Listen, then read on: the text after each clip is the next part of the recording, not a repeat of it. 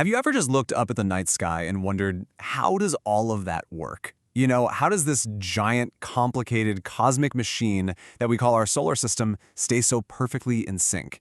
Well, today we're going to dig into the fundamental rules that run our entire cosmic neighborhood, and we're starting with the one question that really holds it all together.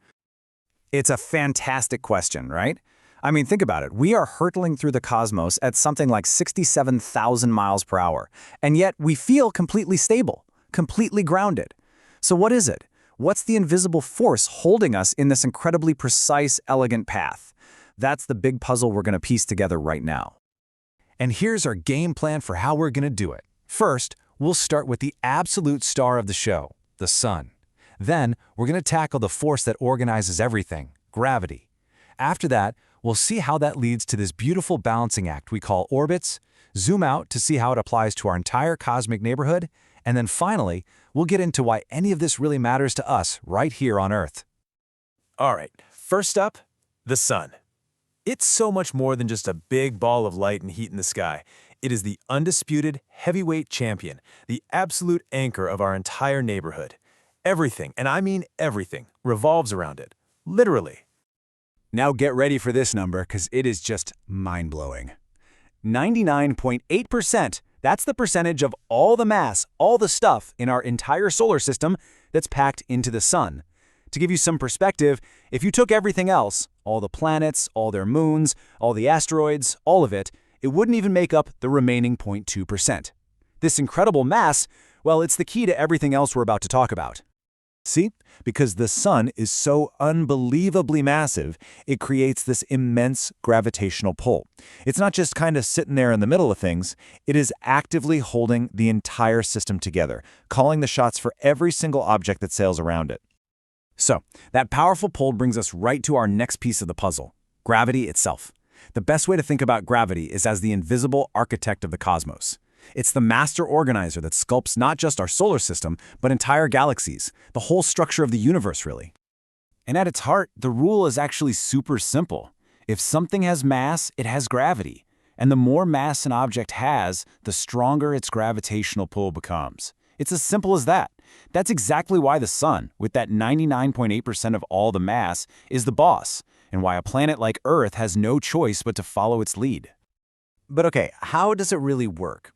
Here's a great way to picture it. Imagine space and time are like a giant stretched-out trampoline.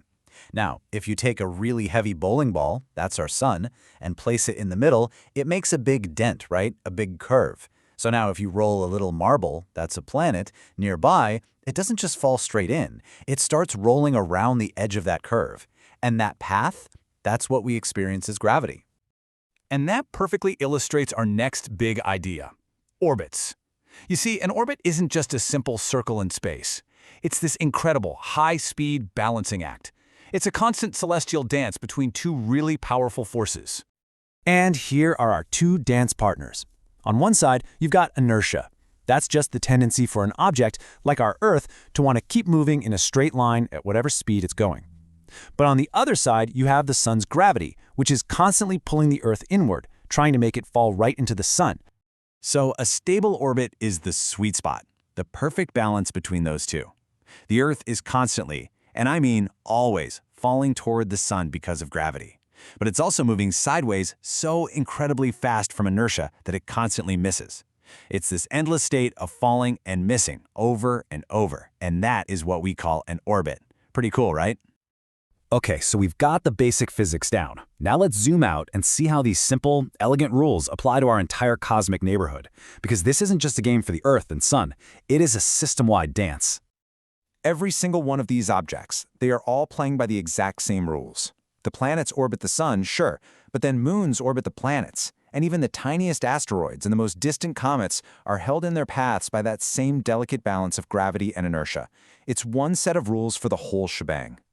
And what's amazing is how these simple rules create so much diversity. Just look at the difference between the inner and outer planets. You've got the inner planets, which are small, rocky, and dense, with hardly any moons.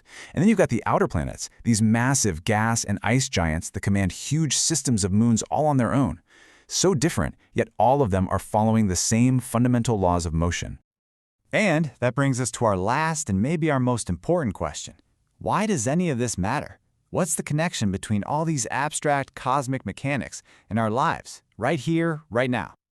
Well, here's where it all comes home for us. That perfect stable orbit we just talked about, that constant state of falling and missing, that's the reason life can even exist here. It keeps our distance from the sun in this perfect, just right zone, which creates a predictable cycle of seasons and a stable climate over millions and millions of years. Without that gravitational lock, Earth would be a chaotic, wild, and probably lifeless world. It's really a beautiful way to think about it, isn't it? All of these massive forces, the sun's incredible mass, the relentless pull of gravity, the forward rush of inertia, they all come together in this one delicate balance, creating for us a stable, predictable home in the truly unimaginable vastness of space. And that leaves us with one last massive question to chew on. We figured out the mechanics of our own little corner of the universe. But is this stable design, this perfect setup for life, is it just a rare cosmic fluke? Or is this elegant blueprint for creating a home for life repeated over and over and over again among the billions of other stars out there in our galaxy? That is one of the biggest questions we're still trying to answer.